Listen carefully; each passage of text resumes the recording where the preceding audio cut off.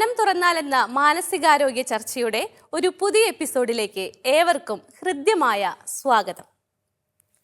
പതിവ് പോലെ ഇന്ന് നമ്മളോടൊപ്പമുള്ളത് വിൻസേഷ്യൻ സഭാംഗവും ക്ലിനിക്കൽ സൈക്കോളജിസ്റ്റുമായ സിസ്റ്റർ ഡോക്ടർ ഡോണ തോട്ടത്തിലാണ്.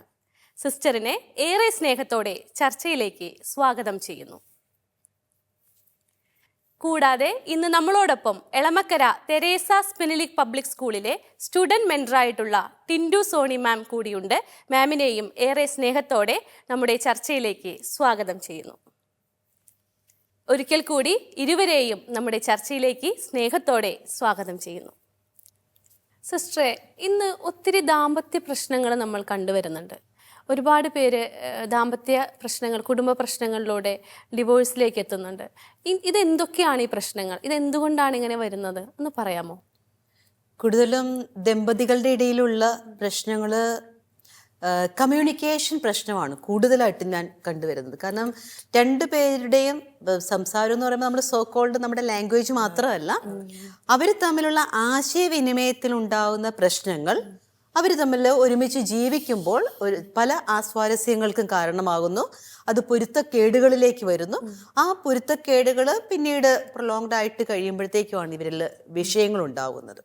അപ്പോൾ തീർച്ചയായിട്ടും എൻ്റെ ഒരു ക്ലിനിക്കൽ സൈക്കോളജി ഡിപ്പാർട്ട്മെൻറ്റ് ആയതുകൊണ്ട് തന്നെ ഇതുപോലെയുള്ള അനുദിന ജീവിതത്തിലെ പ്രശ്നങ്ങളാണ് കൂടുതലും വരുന്നത്. ഇപ്പോൾ ഒരു സൈക്കാട്രി ഹോസ്പിറ്റലിലേക്കൊക്കെ ആണെങ്കിൽ ഒരു മെൻ്റൽ ഇൽനെസ് പോലെയുള്ള കാര്യങ്ങളാണ് വേഗം കയറി വരുന്നത്. അപ്പോൾ നമ്മൾ കൂടുതലും കൈകാര്യം ചെയ്യുന്നതും അനുദിന ജീവിതത്തിൽ ഉണ്ടാകുന്ന ഇൻ്റർപേഴ്സണൽ റിലേഷൻഷിപ്പിലെ പ്രോബ്ലംസ് കാര്യങ്ങളൊക്കെയാണ്. അപ്പോൾ ഈ ദമ്പതികളുടെ പ്രശ്നങ്ങൾ ഇപ്പോൾ ധാരാളമായിട്ട് നമുക്ക് കാണുവാനായിട്ട് സാധിക്കുന്നുണ്ട്.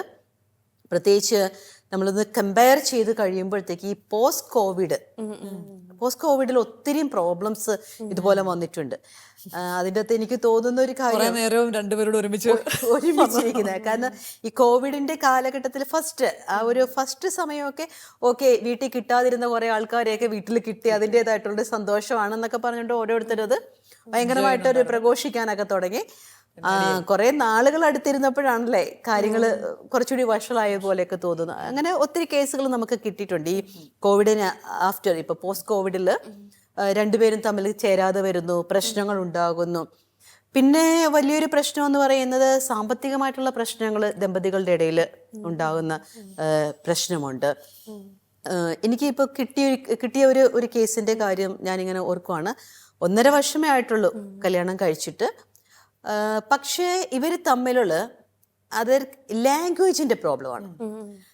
ഒരു സ്ഥലത്ത് നിന്ന് കുറച്ച് ദൂരം ഉള്ളിടത്തേക്കാണ് ഈ പെൺകുട്ടിയെ കല്യാണം കഴിച്ചിരിക്കുന്നത്. അപ്പം നമുക്കറിയാം ലാംഗ്വേജിന്റെ സ്ലാങ്സിൽ വ്യത്യാസമുണ്ട്, അതുപോലെ തന്നെ മീനിങ്ങിൽ വ്യത്യാസമുണ്ട്.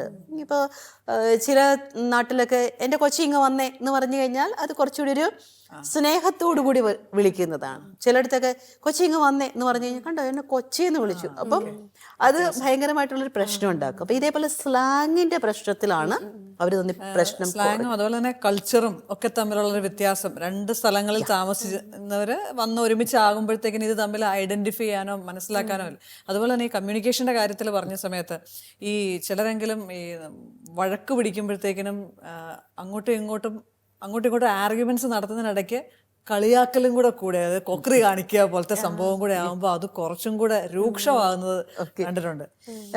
അപ്പൊ ഇവരെ സംബന്ധിച്ചിടത്തോളം ചോദിക്കും. ഇപ്പോൾ അതുപോലെ തന്നെ ഈ ഭാര്യ പറഞ്ഞ ഒരു കാര്യമാണ്, ഹസ്ബൻഡിന്റെ വീട്ടിൽ എനിക്ക് നിൽക്കാനേ ഇഷ്ടമില്ല. അതെന്താണ്? ഭക്ഷണമൊക്കെ വിളമ്പി വെച്ചിട്ട് വന്ന് തിന്ന് എന്നൊക്കെ പറയുന്നത്. അപ്പൊ ഇവർക്ക് അത് കേൾക്കുമ്പോൾ അവർക്ക് ഭയങ്കരമായിട്ടുള്ള ഒരു ബുദ്ധിമുട്ടുണ്ടാവുകയാണ്. പക്ഷേ ഹസ്ബൻഡിന്റെ ഭാഗത്തുനിന്ന് പറയുന്നത് അത് നമ്മൾ സാധാരണ കഴിക്കാൻ പറയുന്ന ഒരു കാര്യമല്ലേ, അതിന് കഴിക്കുന്നത് തന്നെ എന്തിനാ പറയുന്നത്, ഇങ്ങനെ പറഞ്ഞാലും കഴിച്ചുകൂടെ? അപ്പൊ ഇതാണോ ഒരു പ്രശ്നമായിട്ട് വരുന്നത്? അപ്പൊ ഇതുപോലെയുള്ള ചെറിയ ചെറിയ കാര്യങ്ങളൊക്കെ നീ എവിടെ ഇറങ്ങിപ്പോവുക എന്ന് ചോദിക്കുമ്പോൾ കണ്ടു ഞാൻ ഇറങ്ങിപ്പോവാന്നാ ചോദിച്ചത്.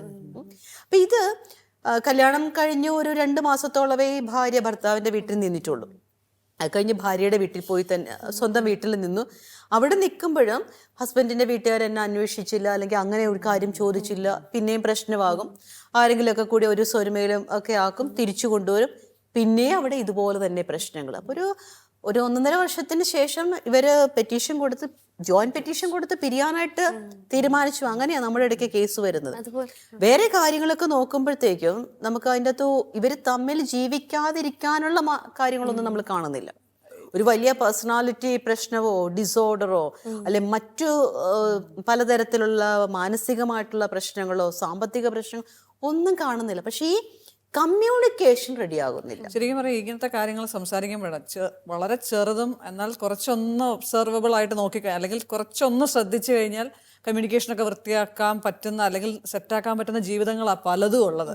ചെറിയ കാര്യങ്ങൾക്ക് വേണ്ടിയിട്ട് നമ്മൾ വഴക്കിട്ട് പ്രശ്നങ്ങളാക്കുന്നു. എനിക്കൊന്നു ഈ മാരേജിന് മുന്നേ ശരിക്കും പ്രീ മാരേജ് കൗൺസിലിങ്ങുകൾ പ്രോത്സാഹിപ്പിക്കണമെന്ന് എനിക്ക് തോന്നുന്നുണ്ട്. കാരണം ഒന്ന് വന്ന് ഏത് ദേശത്തുള്ളവരാണ്, അവർ തമ്മിലുള്ള കമ്മ്യൂണിക്കേഷൻ എന്താണ്, കുറച്ച് സമയം അവർക്ക് കമ്മ്യൂണിക്കേറ്റ് ചെയ്യാനുള്ള ടൈം കൊടുത്ത് ഒരു മിഡിലിൽ ഒരു കുറച്ചും കൂടെ നമുക്കൊരു ഒരു സ്കിൽഡ് ഹെൽപ്പറിൻ്റെ ഒരു സഹായത്തോടു കൂടി അവർക്ക് അങ്ങനത്തെ ഒരു കാര്യം കൂടെ അവൈലബിൾ ആക്കുകയാണെന്നുണ്ടെങ്കിൽ കുറേ കാര്യങ്ങൾ ഇതിനകത്ത് മാറ്റാൻ പറ്റും. അതുപോലെ വിവാഹം കഴിഞ്ഞ് കുറച്ച് സമയം ഭാര്യയും ഭർത്താവും ആയിട്ട് കിട്ടുന്നുണ്ടാവും, ഒരു യാത്രകൾ പോകുന്നു. പിന്നീട് രണ്ടുപേരും ജോലിയുള്ളവരായിരിക്കാം, പിന്നെ കുട്ടികളെല്ലാം കൂടി വരുമ്പോൾ ആ ഒരു തിരക്കുകളുടെ ഇടയിൽ രണ്ടുപേർക്കും കിട്ടുന്ന, അവർക്ക് ഒരുമിച്ച് കിട്ടുന്ന ഒരു സമയം കിട്ടാതെ വരുന്നതും ഒരു പ്രശ്നമാകുന്നുണ്ട്. ഇപ്പൊ നമ്മള് ഈ അഡ്ജസ്റ്റ്മെന്റിലെ പ്രോബ്ലംസ് നമ്മൾ പറയാറുണ്ട്. അപ്പൊ അഡ്ജസ്റ്റ്മെന്റിൽ എന്ന് വെച്ചാൽ നമ്മൾ ചില ദമ്പതികളുടെ പ്രശ്നങ്ങൾ, അതായത് ഡിവോഴ്സ് കേസുകൾ അല്ലെങ്കിൽ മാരിറ്റൽ കോൺഫ്ലിക്റ്റ് ആയിട്ടൊക്കെ വരുന്ന പ്രശ്നങ്ങളുടെ ഒരു ഹിസ്റ്ററി എടുക്കുമ്പോൾ നമുക്ക് മനസ്സിലാവുന്ന ഒരു റെട്രോസ്പെക്റ്റീവായിട്ട് നമ്മൾ അതിനെ നോക്കുമ്പോൾ ചെറുപ്പകാലങ്ങളിലെ തന്നെ ഇവരിൽ ആർക്കെങ്കിലും ഒക്കെ അഡ്ജസ്റ്റ്മെന്റ് ഡിസോർഡർ ഉണ്ടായിരിക്കാം.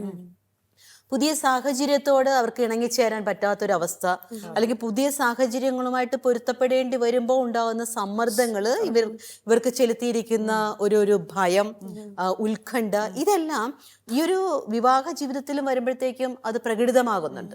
നമ്മൾ ഓർക്കണം, വിവാഹ ജീവിതത്തിലേക്ക് വരിക എന്ന് വെച്ചാൽ ശരിക്കും ഒരു ട്രാൻസിഷനാണ്. അതായത് ഒറ്റയ്ക്ക് ജീവിച്ച് ഒരു സംസ്കാരത്തിൽ വളർന്ന ഒരാള്, ഒരു കുടുംബത്തിൽ വളർന്ന ഒരാള് ആ ഒരു കൾച്ചറിൽ വളർന്നു വന്നിട്ട് വേറൊരു കൾച്ചറിലേക്ക് അഡാപ്റ്റ് ചെയ്യപ്പെടേണ്ടതായിട്ട് വരുന്നുണ്ട്.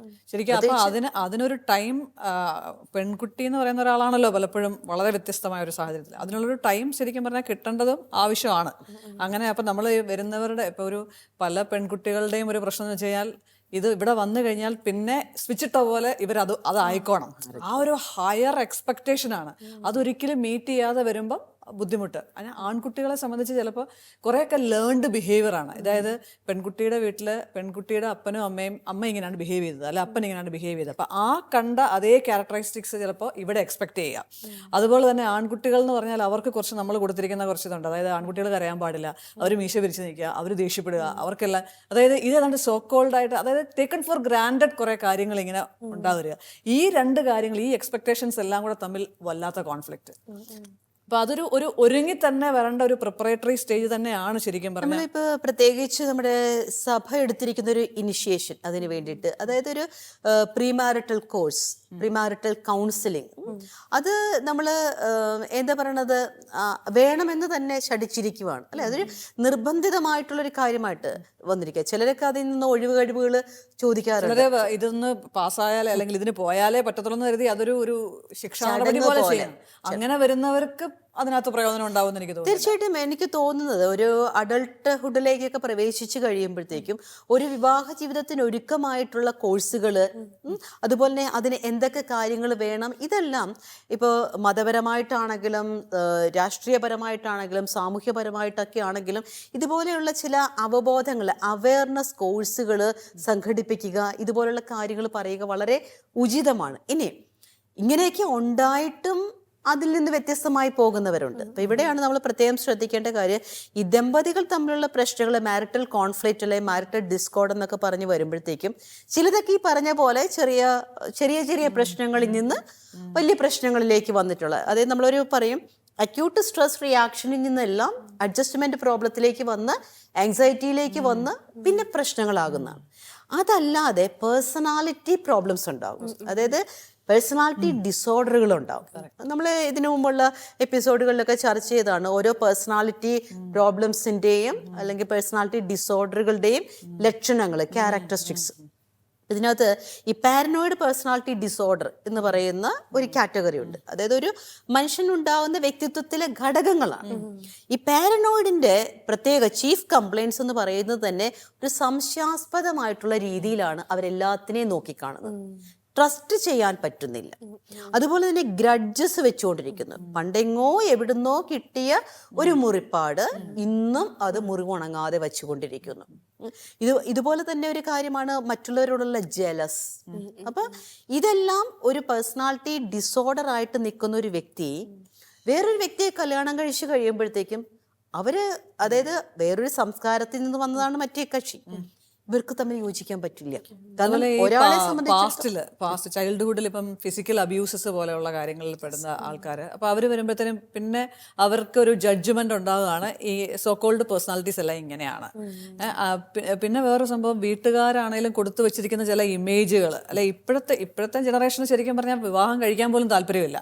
വിവാഹം കഴിക്കുന്നത് എന്തോ പ്രശ്നമാണെന്നുള്ള ലെവലിലുള്ള അതിന് പേടിയുണ്ട്. പിന്നെ എല്ലാം സെറ്റിലായിട്ട് ശരിയാവാൻ പറ്റുള്ളൂ, അതായത് കരിയർ, ഫിനാൻസ് എല്ലാം സെറ്റിൽ ആയി കഴിഞ്ഞാൽ. അപ്പോൾ അതുകൊണ്ട് തന്നെ വളരെ ലേറ്റ് മാരേജസ് ആണ്. ഇപ്പോൾ പെൺകുട്ടികളൊക്കെ 18 വയസ്സ് കഴിഞ്ഞിട്ടാണെങ്കിലും പിന്നെ നിൽക്കുകയാണ്, എന്ത് ചെയ്യാൻ പറ്റും എന്നുള്ള ഒരു സ്ട്രഗിൾ ശരിക്കും നിൽക്കുന്നവരുണ്ട്.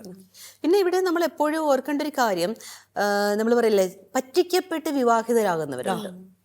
അത് ഒരു വിവാഹത്തിന് ശേഷം ഒരു 5-6 മാസത്തിന് ശേഷമായിരിക്കും അറിയുന്നത്. ഇപ്പം മേ ബി ചിലപ്പോൾ ഹസ്ബൻഡിനായിരിക്കാം അല്ലെ വൈഫിനായിരിക്കാം ഇവർ ഈ പറയുന്ന കാര്യങ്ങളൊന്നും തന്നെ ഇല്ല, വേറെ പ്രശ്നങ്ങളിൽ കിടക്കുന്ന ഒരു കുടുംബമായിരിക്കാം. അപ്പോൾ ഒരിക്കലും താരതമ്യപ്പെട്ട് പോകാൻ പറ്റാത്തൊരു ജീവിത പങ്കാളിയായിരിക്കും ലഭിച്ചിരിക്കുന്നത്. പക്ഷേ ആ ഒരു സമയം കൊണ്ട് ചിലപ്പം വൈഫ് അല്ലെങ്കിൽ ഒരു അമ്മയാകാനുള്ള ഒരു പ്രഗ്നന്റ് ആയി കാണും. അപ്പൊ പിന്നെ ആ കുഞ്ഞിന് വേണ്ടിയിട്ടുള്ളൊരു ജീവിതമായി. പിന്നെ ആ ജീവിതം, അപ്പോൾ ചിലരൊക്കെ വന്നിട്ട് പറയാറുണ്ട്, സിസ്റ്ററെ ആദ്യത്തെ ഒരു 3 മാസത്തെ ഒരു ജീവിതമേ ഞങ്ങൾ തമ്മിൽ അല്പമെങ്കിലും ഒന്ന് സന്തോഷിച്ച് ജീവിച്ചിട്ടുള്ളൂ.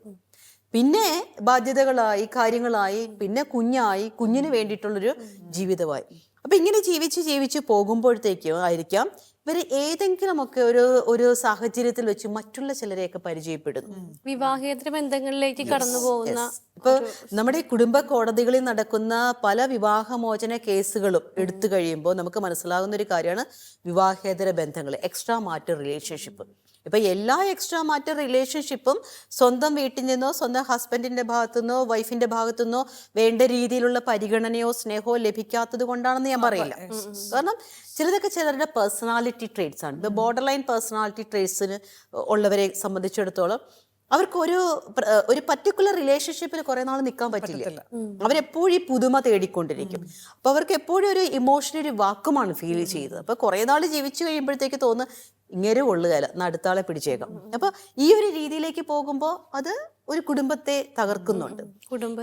ഇതുപോലെ തന്നെ വിവാഹേതര ബന്ധങ്ങളിലേക്ക് പോകാനായിട്ട് പ്രധാനപ്പെട്ട ഒരു കാര്യം നമ്മൾ ഉപയോഗിക്കുന്ന സാമൂഹ്യ മാധ്യമങ്ങളാണ്.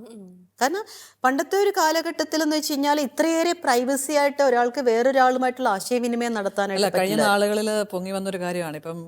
ഇപ്പം എല്ലാ ഗ്രൂപ്പുകളും കൂടുകയാണല്ലോ. 10ാം ക്ലാസ്സിൽ പഠിക്കുന്നവർ ഒരുമിക്കുന്നു.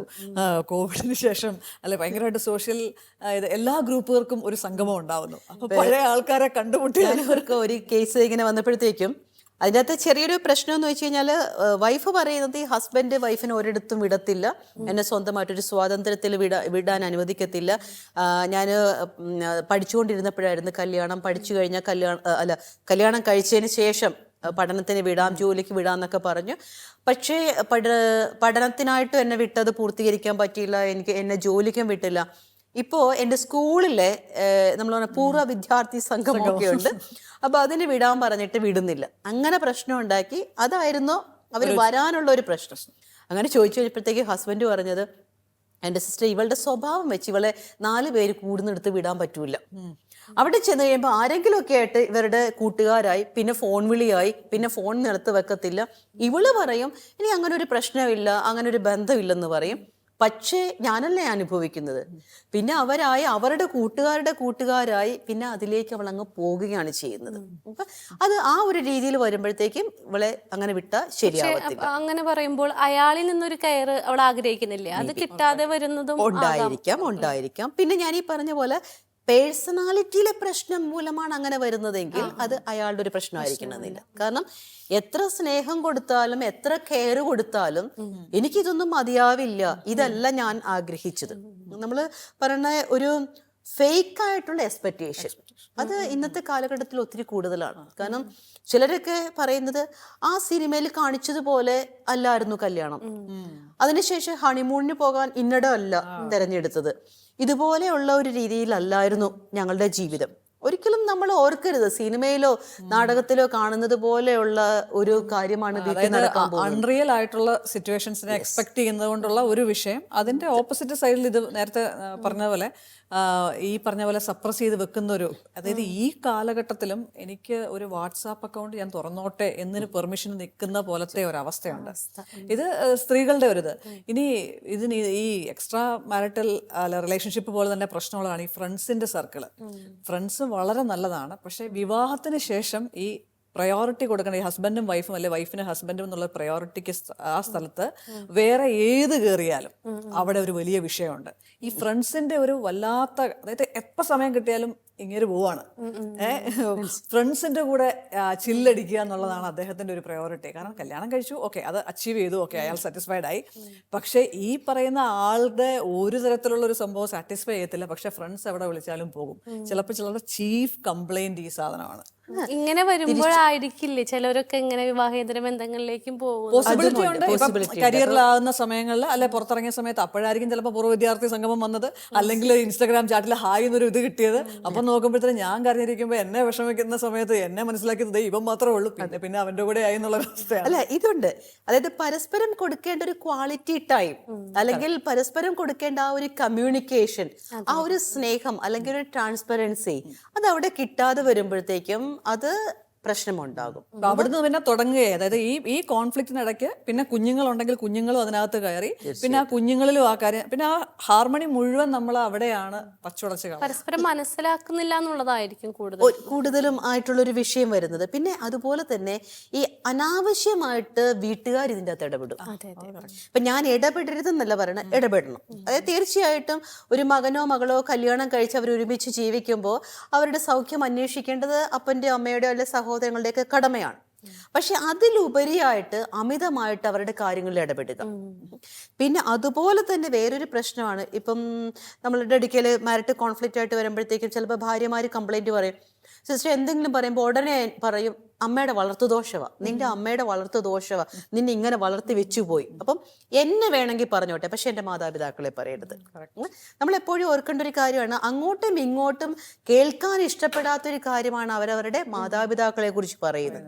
ചിലപ്പോൾ അവര് ഡയറക്റ്റ് ചിലപ്പോൾ അവരുടെ അമ്മയോടോ അച്ഛനോടോ ഒക്കെ പറയുന്നുണ്ടാകും, ചില തിരുത്തലുകൾ കൊടുക്കുന്നുണ്ടാവും.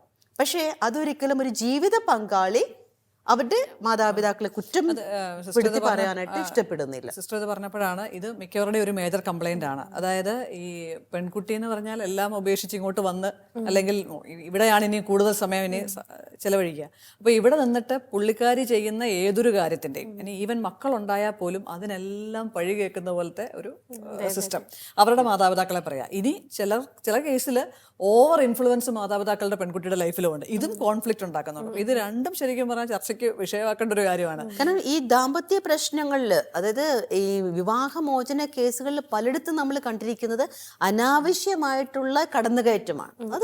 അത് നമ്മൾ എപ്പോഴും ശ്രദ്ധിക്കേണ്ട ഒരു കാര്യമാണ്. മക്കളുടെ കാര്യത്തിൽ തീരുമാനമെടുക്കാനായിട്ട് അവർക്ക് മച്യൂരിറ്റി അല്ലെങ്കിൽ അവർക്ക് ആ ഒരു എന്താ പറയുക പ്രായമായത് കൊണ്ടല്ലേ കല്യാണം കഴിച്ചത്. അത് മാത്രമല്ല, മക്കളുടെ കാര്യത്തിൽ ഇവര് ഒരു പ്രശ്നത്തിന് പരിഹാരം എടുക്കുമ്പം, അല്ലെങ്കിൽ ഇവർ തന്നെ ഒരു സ്വയം തീരുമാനം എടുക്കുമ്പം തെറ്റുപറ്റട്ടെ, തെറ്റുപറ്റി അവർ അതിനകത്തുനിന്ന് പഠിക്കട്ടെ. ഒരു കേസിൽ ഇതുപോലെയാണ്. അതായത് ദമ്പതികൾ തമ്മിൽ അവരുടെ മുറിയിൽ രഹസ്യമായി പറഞ്ഞ കാര്യങ്ങൾ. അപ്പോൾ ഈ പെൺകുട്ടി ഇങ്ങനെ മാതാപിതാക്കൾ ഇങ്ങനെ അവരുടെ അമ്മ പറഞ്ഞ കാര്യങ്ങൾ എന്തോ ഇങ്ങനെ പറയുകയാണ്. എനിക്കപ്പോൾ അത് ഭയങ്കര ഹർട്ടായി, ഭയങ്കര വിഷമമായി എന്നുള്ളൊരു കാര്യം ഇങ്ങനെ പറയുകയാണ്. പിറ്റേ ദിവസം രാവിലെ ചായ കുടിച്ചുകൊണ്ടിരിക്കുന്ന സമയത്ത് ഈ ചെറുക്കൻ ഹസ്ബൻഡ് ഇങ്ങനെ ഓപ്പണായിട്ട് പറയുകയാണ്, ഇന്നലെ ഉണ്ടല്ലോ അമ്മേ ഇവളിത് ഇങ്ങനെ ഒരു പബ്ലിക്കായിട്ട്. അതോടുകൂടി ട്രസ്റ്റ് പോയില്ലേ. അതായത് ഒരു കാരണവശാലും നമ്മൾ വളരെ സ്വകാര്യമായി പറഞ്ഞൊരു ഇങ്ങനത്തെ ചില മണ്ടത്തരങ്ങളാണ് ഫാമിലി ലൈഫിൽ പ്രശ്നം ഉണ്ടാക്കുന്നത്. ട്രസ്റ്റ് അപ്പം തന്നെ പോയി. പിന്നെ തുടരെ ഇങ്ങനെ മറ്റേ തല്ലുമാല പോലെ ഓരോ കാര്യങ്ങൾ വരിക. അത് ശരിയാണ്. നമ്മളെപ്പോഴും ഓർക്കണം, ഇപ്പൊ നമ്മൾ ഈ സൈക്കോ സോഷ്യൽ ഡെവലപ്മെന്റിൽ പറയുന്ന സ്റ്റേജസ് പോലെ തന്നെ ആദ്യകാലങ്ങളിൽ ഉണ്ടാകുന്ന ട്രസ്റ്റ്, ഇനി ആ ട്രസ്റ്റ് പോയി കഴിഞ്ഞാൽ അത് പ്രായമാകുമ്പോഴും ഇൻ കേസ് അവർ രണ്ടുപേരും കൂടി ഇങ്ങനെ എന്താ പറയുക റിട്ടയർഡ് ലൈഫിൽ ഇരിക്കുമ്പോഴും ഭാര്യയ്ക്കും ഭർത്താവിനും പറയേണ്ട കാര്യം ഇത് മാത്രമേ നിങ്ങൾ അന്ന് എന്നെ അങ്ങനെ പറഞ്ഞില്ലേ, നിങ്ങൾ ഇങ്ങനെയല്ലേ എന്നോട് ഒരു പെരുമാറിയത്. കുറച്ച് സമയം സെറ്റിലായി കഴിയുമ്പോൾ ഈ പെണ്ണിനെ കൊണ്ട് അല്ലെങ്കിൽ ഈ സ്ത്രീയെ കൊണ്ട് ഇയാൾക്ക് ഒരു തരത്തിൽ സമാധാനം ഉണ്ടാവത്തില്ല. കാരണം കൂടുതലും പ്രശ്നം ഉണ്ടാക്കാൻ പോകുന്നത് ചിലപ്പോൾ സ്ത്രീ ആയിരിക്കും. പിന്നെ ഈ ക്വാളിറ്റി ടൈമിനെ കുറിച്ച് നമ്മൾ പറഞ്ഞല്ലോ, അത് സ്പെൻഡ് ചെയ്യാതെ പോകുന്ന അത് ഇപ്പം ഇന്നത്തെ കാലഘട്ടത്തിൽ കൂടുതലാകുന്നുണ്ട്. പ്രത്യേകിച്ച് ഇപ്പൊ രണ്ടുപേരും ജോലിക്കാരായതുകൊണ്ടുള്ളൊരു സ്ട്രെസ് അവിടെ വരുന്നുണ്ട്. പിന്നെ ഈ അമിതമായിട്ടുള്ള ഇലക്ട്രോണിക് ഗാഡ്ജറ്റുകൾ കാര്യങ്ങളിലേക്ക് പോകുന്നു. അപ്പോൾ അവരവരുടേതായിട്ടുള്ളൊരു സ്വസ്ഥാനങ്ങളിലേക്ക് അങ്ങ് പിന്മാറുമ്പോൾ നമ്മൾ എപ്പോഴും ഓർക്കേണ്ട കാര്യം അവർ തമ്മിൽ ഹൃദയങ്ങൾ തമ്മിൽ അകലുന്നുണ്ട്. പിന്നെ ഒരു മാരിറ്റൽ ലൈഫിലേക്ക് ഏറ്റവും പ്രധാനമായിട്ടും ഓർക്കേണ്ട ഒരു കാര്യം പുതിയൊരു കുടുംബത്തിന് അവർ സംവിധാനം ഇടുകയാണ്. അപ്പോൾ ഒരു കുടുംബ പശ്ചാത്തലത്തിന് സംവിധാനം ഇടുമ്പോൾ രണ്ടുപേരും ഒരുങ്ങണം. ഇപ്പം ചില കേസിലൊക്കെ നമ്മൾ കാണാറുണ്ട്, നമ്മൾ ചോദിക്കും പിന്നെ എന്തിനാ ഈ കല്യാണം കഴിച്ചത്, ഇപ്പം കല്യാണം കഴിച്ചിട്ട് നിങ്ങളൊരു 6 മാസമല്ലേ ആയിട്ടുള്ളൂ, എന്താ നിങ്ങൾ തമ്മിലൊരു പ്രശ്നം വരുന്നത്. അപ്പം ചിലപ്പോൾ ഇപ്പം ചെറുക്കൻ്റെ ഭാഗത്തുനിന്ന് ഭർത്താവിൻ്റെ ഭാഗത്തുനിന്ന് ഭാര്യയുടെ ഭാഗത്തുനിന്ന് കേൾക്കാറുണ്ട്, സിസ്റ്ററെ ഞാൻ ഒരുക്കമല്ലായിരുന്നു, പക്ഷെ എൻ്റെ വീട്ടുകാർ ഇത് പറഞ്ഞങ്ങ് കല്യാണം കഴിപ്പിച്ചു. അപ്പം അത് പ്രത്യേകിച്ച് മാതാപിതാക്കൾ ശ്രദ്ധിക്കേണ്ട ഒരു കാര്യമാണ്. ഒരു കുടുംബം നയിക്കേണ്ട അല്ലെങ്കിൽ ഭാര്യ ഭർത്തൃ ബന്ധത്തിലേക്ക് ഒരു കുടുംബ ജീവിതത്തിലേക്ക് വരേണ്ട മക്കള് അതിനുള്ളൊരു മച്യൂരിറ്റി ആയിട്ടുണ്ടോ, അവർക്ക് അതിനുള്ളൊരു സംവിധാനങ്ങൾ കാര്യങ്ങൾ അവര് മാനസികമായിട്ട് അതിനൊരുങ്ങിയിട്ടുണ്ടോ, അവർ ഫിറ്റാണോ. ഇപ്പം ചിലരൊക്കെ ഉണ്ട് ഈ പറയുന്നത് പോലെ മാതാപിതാക്കൾക്കാണ് മക്കൾ ഇങ്ങനെ പ്രായമാകുമ്പോഴത്തേക്കും പ്രശ്നം.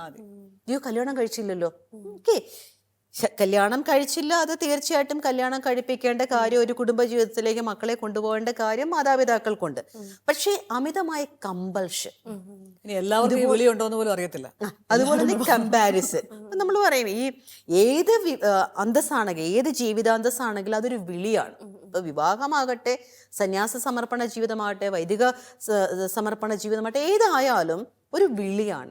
ആ വിളിയിലേക്ക് തമ്പുരാൻ വിളിച്ചിട്ടുണ്ട് എന്നൊരു ബോധ്യം ഓരോരുത്തർക്ക് തോന്നും. എനിക്ക് ഈ ഒരു ജീവിതം ആയിരിക്കാം നല്ലത്, അല്ലെങ്കിൽ ഈ ഒരു ജീവിതത്തിലൂടെ വന്നു കഴിഞ്ഞാൽ എനിക്ക് ഇന്ന കാര്യങ്ങൾ ചെയ്യാനായിട്ട് സാധിക്കും. അപ്പോൾ തീർച്ചയായിട്ടും ഒരു വിവാഹ ജീവിതത്തിലേക്ക് വരുമ്പോൾ അതിൻ്റെ പ്രധാനപ്പെട്ട തീരുമാനം എടുക്കേണ്ടത് വിവാഹിതരാകേണ്ട പെൺകുട്ടിയും ചെറുക്കനുമാണ്.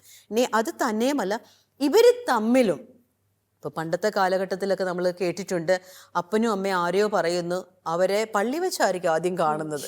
അല്ലെങ്കിൽ ഇവൻ ചിലരൊക്കെ പറഞ്ഞിട്ട് കല്യാണം കഴിഞ്ഞതിന് ശേഷം ഞാൻ മുഖത്തേക്ക് നോക്കിയത് എന്ന് വരെ പറഞ്ഞിട്ടുണ്ട്. അപ്പൊ അതല്ല, ഇന്ന് ആ ഒരു കാലഘട്ടത്തിൽ വ്യത്യാസം വന്നു, ആ ഒരു സംസ്കാരത്തിൽ വ്യത്യാസം വന്നു.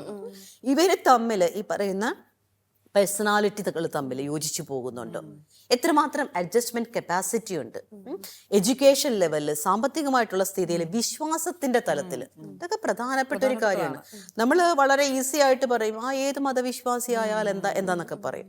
പക്ഷേ ഇതൊക്കെ നമ്മൾ ഉരുത്തിരിഞ്ഞിരിക്കുന്ന ഒരു സ്കേമയുണ്ട്, ഒരു മാനസികമായിട്ട് നമ്മളെ പ്രൊട്ടക്ട് ചെയ്യുന്ന ഒരു ഫാക്ടറാണ്. ആ ഒരു ഫാക്ടർ ജീവിത പങ്കാളികളുമായിട്ട് ഒരുമിച്ച് ചേർക്കാൻ പറ്റിയില്ല എന്നുണ്ടെങ്കിൽ ഇതുപോലത്തെ കാലത്ത് ഇപ്പം ഡേറ്റിംഗ് പോലത്തെ കാര്യങ്ങളൊക്കെ ഇപ്പം വിദേശത്തുനിന്ന് നമ്മളുടെ നാട്ടിലും ചിന്തിക്കുന്ന ഒരു കാര്യമാണ്. പക്ഷെ അവിടെ ഇവര് പരസ്പരം, സിസ്റ്റർ പറഞ്ഞല്ലോ നേരത്തെ, നമ്മൾ സംസാരിക്കുന്ന സമയത്തിൽ ഇത് വിവാഹത്തിലേക്ക് തന്നെയല്ലേ ഇത് ഉദ്ദേശിക്കുന്നതെന്നും, അല്ലെ വിവാഹത്തിന് ശേഷം കുഞ്ഞുങ്ങളെ സ്വീകരിക്കാൻ താല്പര്യമുണ്ടോ എന്നും, വിശ്വാസത്തിലുള്ള ഒരു അവനവൻ്റെ വിശ്വാസത്തിൽ ഏതെങ്കിലും ഒരാളെ എന്നുള്ളതല്ല, അതായത് ഫാമിലി തന്നെയായിട്ട് വളരെ ലോങ് ടേം ആയിട്ടുള്ള ഒരു റിലേഷൻഷിപ്പിന് വേണ്ടല്ലേ ഈ ഒരുങ്ങുന്നുള്ളൊരു ചോദ്യങ്ങളും ആ അനാലിസിസ് നടത്തുന്നത് വളരെ കാര്യമായിട്ട് നല്ലതായിരിക്കും. കാരണം അല്ലെന്നുണ്ടെങ്കിൽ ഒരു ഇമോഷണൽ ഇതിന്റെ പുറത്ത് ടോക്സിക് റിലേഷൻഷിപ്പിലൊക്കെ നമ്മൾ കയറിപ്പെട്ടിട്ട് പിന്നെ അവസാനം കരച്ചിലായി, പ്രശ്നമായി, വിഷമമായി. ഇതിനെക്കുറിച്ച് ഒരു പരസ്പരം ഒരു മനസ്സിലാക്കലുണ്ടാണ്. ഒരിക്കലും നമ്മൾ ഓർക്കരുത്, ഒരു വിവാഹ ജീവിതം എന്ന് പറയുന്നത് ചിലർക്കൊക്കെ ചിലരെ അടിച്ചമർത്താനുള്ള ചില നമ്മൾ പറയുന്ന ഒരു അധിനിവേശ സംവിധാനങ്ങൾ അതുപോലെയുള്ളതല്ല.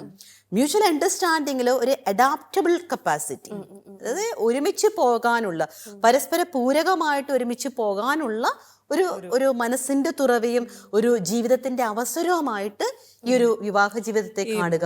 ഫാമിലി ലൈഫിലെ പിന്നീട് വളരെ ഒരു പ്രശ്നം ഉണ്ടാക്കുന്ന ഒരു കാര്യമാണ് അവോയ്ഡൻസ് നേച്ചർ. അവോയ്ഡ് ചെയ്യുന്ന പോലെ, അതായത് റെസ്പോൺസിബിലിറ്റി എടുക്കാൻ പറ്റത്തില്ല. അത് മിക്കവാറും ഫാമിലി കൗൺസിലിങ്ങുകളൊക്കെ വരുമ്പോഴത്തേനുള്ള ഒരു പരാതിയാണ്. നമ്മൾ ഇപ്പം മുന്നേ എപ്പിസോഡുകളിൽ അറ്റാച്ച്മെൻറ്റ് സ്റ്റൈലുകളെ പറ്റിയൊക്കെ പറഞ്ഞല്ലോ. ഈ ചിലർ അവോയ്ഡൻ്റ് അറ്റാച്ച്മെൻറ്റ് സ്റ്റൈലായിരിക്കും. അതായത് റെസ്പോൺസിബിലിറ്റി എടുക്കാൻ പറ്റാത്തത് കൊണ്ട് പെൺകുട്ടി കരഞ്ഞാലോ വിഷമിച്ചാലോ അല്ലെ ആൺകുട്ടി വേദനിച്ചാലോ അല്ലെ വിഷമിക്കുന്നുണ്ടോ എന്നുള്ള കാര്യം അറിയാതെ അങ്ങ് സ്കൂട്ടാകുക. അതായത് അതിൽ നിന്ന് ചിലപ്പോൾ മ്യൂട്ടായേക്കുക, ഒന്നും മിണ്ടത്തില്ല. എന്താണെന്നറിയത്തില്ല, ഞാൻ എൻ്റെ വിഷമം പറഞ്ഞാൽ പോലും ഇദ്ദേഹം ഒന്നും മിണ്ടത്തില്ല. സൈലൻ്റ് ആയിട്ട് നിന്ന് പഞ്ചപാവത്തെ പോലെ കേൾക്കും. അതുപോലെ ചിലപ്പോൾ ഇറങ്ങിപ്പോകും. റെസ്പോൺസിബിലിറ്റി എടുക്കാനുള്ള ബുദ്ധിമുട്ട്. ഓക്കെ, പ്രത്യേകിച്ച് എനിക്ക് പറയാനുള്ളൊരു കാര്യം, നമ്മുടെ ഈ ഒരു ചർച്ച കേട്ടുകൊണ്ടിരിക്കുന്ന ആണെങ്കിൽ പോലും, ഇവൺ ഹസ്ബൻഡ് ആൻഡ് വൈഫ് കേട്ടുകൊണ്ടിരിക്കുന്നുണ്ടെങ്കിൽ ചെയ്യേണ്ട കാര്യം ഒരു അരമണിക്കൂറെങ്കിലും സ്വസ്ഥമായിട്ട് അവർ മാത്രമായിട്ട് ഒന്ന് ഒരുമിച്ചിരിക്കാനായിട്ട്, ഒന്ന് സംസാരിക്കാനായിട്ട്, അല്ലെങ്കിൽ ദൈവമാണ് ഞങ്ങളെ യോജിപ്പിച്ചത് എന്ന ഒരു ഉത്തമ ബോധ്യത്തോടു കൂടി ഒന്ന് ജീവിത പങ്കാളിയെ നോക്കാനായിട്ട്, അല്ലെങ്കിൽ ജീവിതത്തിൽ ലഭിച്ചിരിക്കുന്ന അവസരങ്ങളെ ഓർത്ത്, മക്കളെ ഓർത്ത് ഒന്ന് നന്ദി പറയാനായിട്ട് അറ്റ്ലീസ്റ്റ് ഒരു അരമണിക്കൂറെങ്കിലും ഇന്ന് ഈ ഒരു പരിപാടിക്ക് ശേഷം പരിശ്രമിക്കുകയാണെങ്കിൽ തന്നെ എനിക്ക് തോന്നുന്നത് ഒത്തിരിയേറെ കുടുംബ പ്രശ്നങ്ങൾ, ദമ്പതികളുടെ ഇടയിലുള്ള പ്രശ്നങ്ങളൊക്കെ മാറിക്കിട്ടാൻ അത് സഹായകരമായിരിക്കും. ഒരു ചെറിയ ടിപ്പ് എന്ന് എനിക്ക് തോന്നുവാണ്. മനം തുറന്നാലെന്ന മാനസികാരോഗ്യ ചർച്ചയുടെ ഇന്നത്തെ എപ്പിസോഡ് ഇവിടെ അവസാനിക്കുകയാണ്. ഇന്നത്തെ ചർച്ചയിൽ പങ്കെടുത്ത സിസ്റ്റർ ഡോക്ടർ ഡോണ തോട്ടത്തിൽ, അതുപോലെ ടിൻഡു സോണി മാമിനും ഏറെ സ്നേഹത്തോടെ നന്ദി പറയുന്നു. അടുത്ത ആഴ്ച പുതിയൊരു വിഷയവുമായി ഇതേ ദിവസം ഇതേ സമയം കണ്ടുമുട്ടാമെന്ന പ്രതീക്ഷയോടെ, പ്രാർത്ഥനയോടെ എല്ലാ പ്രേക്ഷകർക്കും നന്ദി.